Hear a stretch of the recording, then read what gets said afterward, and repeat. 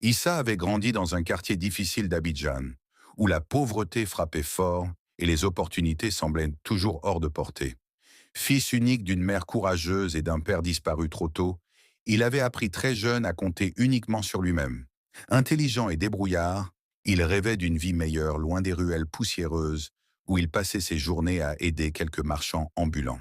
En Côte d'Ivoire, comme dans beaucoup d'endroits, les rêves se heurtaient souvent à une réalité crue.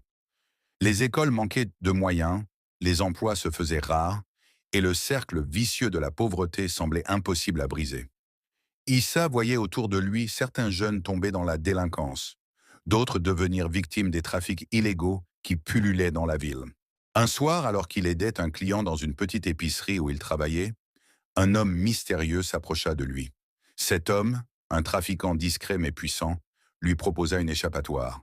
Partir aux États-Unis, y vendre de la cocaïne et gagner assez d'argent pour aider sa famille et s'ouvrir de nouvelles portes. L'idée paraissait folle, dangereuse, mais le poids du désespoir balança la volonté d'Issa. Quelques semaines plus tard, grâce à des contacts et beaucoup de ruses, il réussit à obtenir un visa étudiant pour les États-Unis, en promettant de poursuivre des études qu'il n'avait même pas envisagées. À son arrivée à New York, tout était différent. La ville fascinante mais impitoyable, le froid, la langue, et surtout ce marché clandestin qu'il allait devoir intégrer.